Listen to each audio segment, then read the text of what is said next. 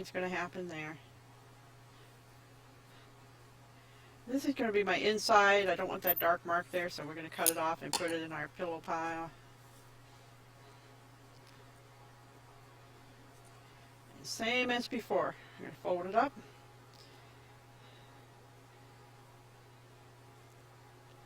And start rolling. Now if you had a piece that was maybe 6 or 7 inches wide, you could fold both middle halves back and have them end up in the middle. And that would make it about a third less than what this is. And just start rolling it up.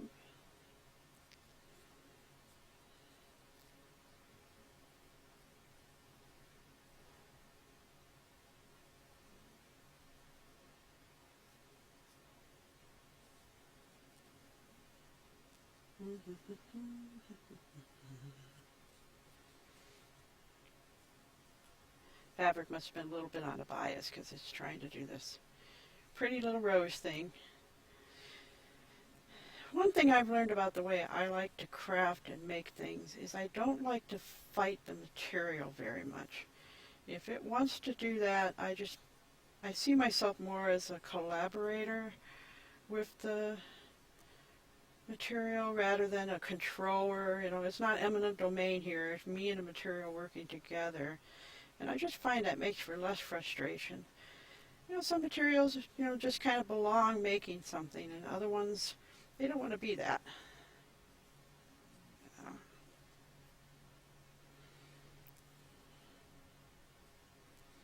Just neat and tight.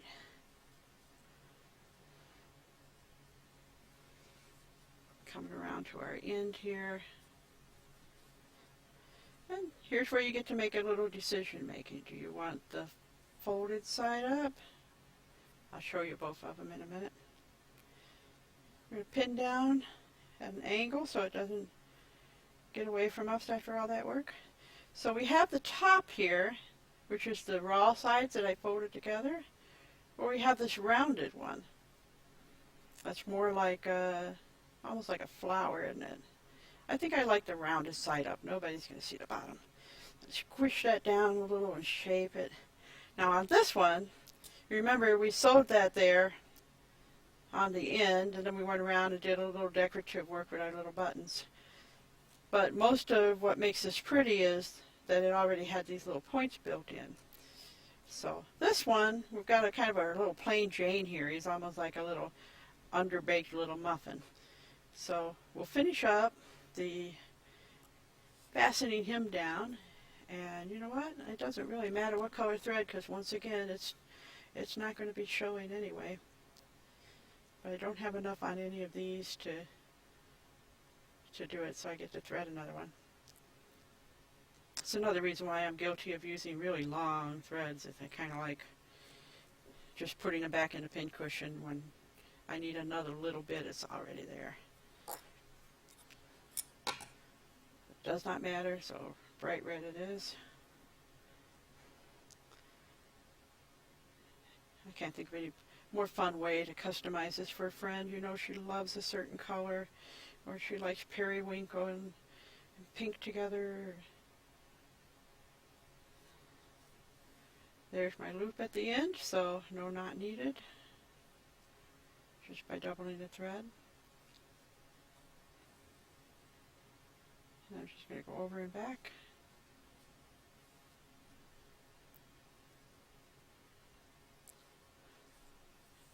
Make my big old funny stitches because it's not going to matter. And then tie it off. I usually just wrap it around a couple of times. Keep it under control and tuck it back in. Out come my pins. There's my neat little fashion rubber.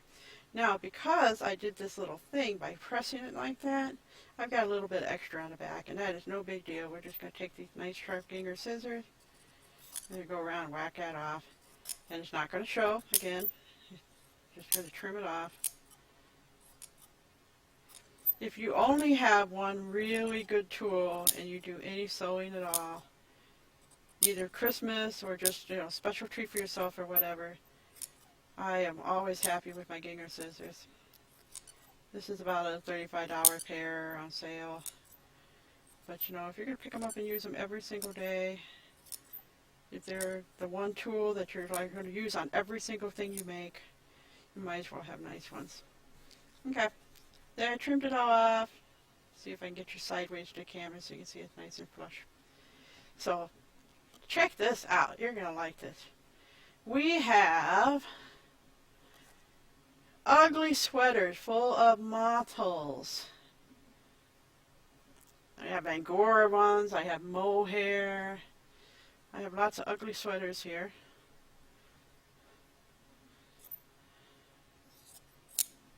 Now this one I've already cut the cuff off for something else. So I'm just going to roll that in. And probably one more time. I want to roll it up. Remember, this is not rocket science. It's just kind of playing with it, having a good time. No patterns make for less stressful sewing. And I'm going to bring this other one in. Hey, my husband must have gotten home in all that ice and rain okay, because he just sent me a little message. Hello, husband. Thanks for making this possible. Okay, how cool is that? Just tuck it in. There's our nice little cuff around there. We didn't even have to sew it. Now you notice there's my seam from making my little muffin. And there's the seam from the shirt, and they're both hitting on the same spot, and it's keeping it from being round. So I'm just going to turn it around. La, la, la, la, la, la. There. Now it's on a different spot. It's all nice and round around there. Now, the neat thing is, you could take another sleeve. Oh, this one still has the cuff on it. Oh, valuable. Cuffs are the first thing I always raid off of all this stuff. This is the most elasticized part. And trim the extra. You can just play with these cuffs all day. And now is the time to go to the thrift stores because they're starting to, all the sweaters are getting discounted. They're not putting out any new ones. So, your church rummage sales are great because they'll just keep putting that stuff out no matter what season it is. They're great. So, I could put another one over that. And just tuck in the raw edges. Remember, this stuff has been washed. It's not going to unravel on you. It's not going anywhere.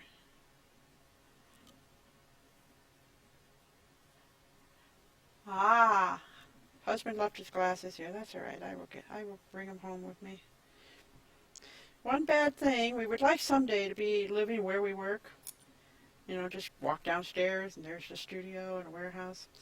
But until then, we're really good about calling each other and saying, what was I supposed to bring home? Did you want anything else? Because otherwise we'll get home and won't have it, or I'll get here and I won't have it. So there's what I got by putting the second one on the outside of the first one. But I have to say, I like the blue. I like the blue and the white, so I'm going to actually take that off. And it could be the other way around. You could put the pink one on and then the blue. So the other thing I thought I would do, going back to that coat that we were cutting up,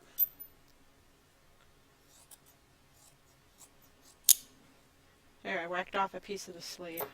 This was a $3 coat, by the way, and I washed it and dried it in a dryer twice. So, here's a little piece of the wool coat. Fuzzy, fuzzy, fuzzy. We always joke at our house that there's a lot of fiber in our diet. You know, between the furry stuff and the... So I'm just cutting out a little leaf shape. If you don't have the confidence to just freehand that, don't be embarrassed. I've been doing this for a long time. But notice I'm leaving the base of it wider than you would, you know, a normal leaf shape. Let me put it on my hand so you can see it a little better. See how wide that is across there? Because what's going to happen is I'm going to pinch that up so that it has more 3D shape to it. So, and I want two of them, so we're going to cheat here. Now you can always cut that out on a little piece of paper and get it exactly the way you want, and then lay it on the fabric. You don't even have to pencil it, just hold the paper there and it'll be all right. Wool has this wonderful forgiving quality about it. It really does. It moves. You know, if you miss stitching it by a little bit, you know, it still looks good. Trim my little leaves up a little. I feel like Bob Ross, and trim the pretty little leaves and make a little snip here, make a little snip there. All right, so now what I can do, I'll show you by pinning them. Oh, you know what? I think my leaves are a little big. I'm going to make them a little smaller. Because that's the beautiful thing about being creative, is you can do what you want.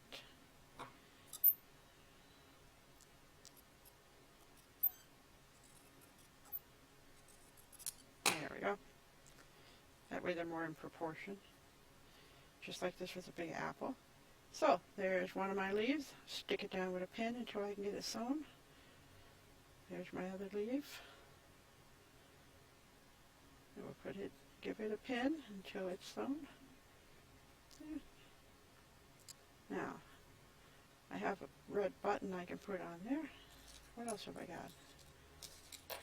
This is the way I like to craft. You know, if I actually had a list and I went to the store and said I need a one brown button 3/4 of an inch by this with a shank, and I need, you know, it would just drive me crazy. I'm one of those artists that I would rather just, you know, la la la, oh, look, I can do this. You know, yo-yos are great on these Pincushions, by the way. They're just wonderful.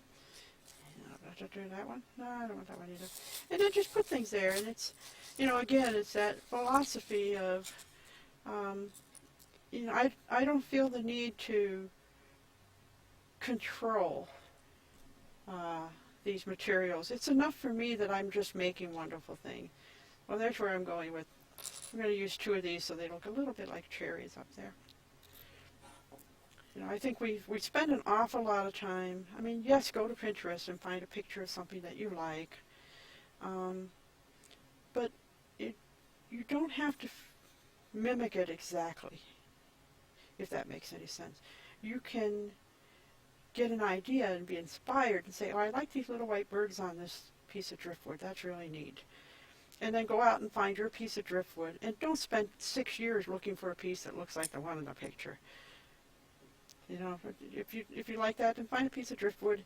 And don't be afraid to change up. If you're out there looking for the piece of driftwood and you find something else that will work, yeah, do that. You know, why do we have enough rules in our life? Why do we have to feel that, you know, we need more rules? Let's make things harder. You know, let's remove even more spontaneity from this. It was one of my reasons why there was an art center up here in town that was looking for teachers. And I went in, and the guy said, well, I need somebody to teach a sculpture class. They're going to make this switch plate. And it's going to have this lion on it, and there'll be a little kit for them. It'll all be packaged up with a piece of the yellow for this, and a piece of this brown for his nose, and a piece of... I just looked at him. I was just horrified. I was like, geez, we're turning out such good little factory workers that way, you know? I mean, I've worked in a factory. I actually like factory work.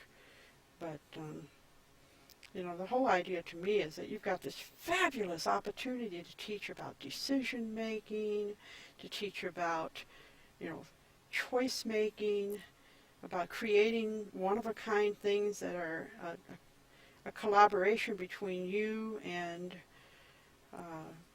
you know, clay, or you and a paper, or you and a pen. And I thought, you know, once you say to the child, everybody in the room is going to be making this, you know, we're all going to make a lion on a switch plate. That's depressing. So I'm using my 2 little buttons here. Got to hold it up to my 50-plus-year-old eyes so I can make sure I'm getting the needle through there and not through my hand.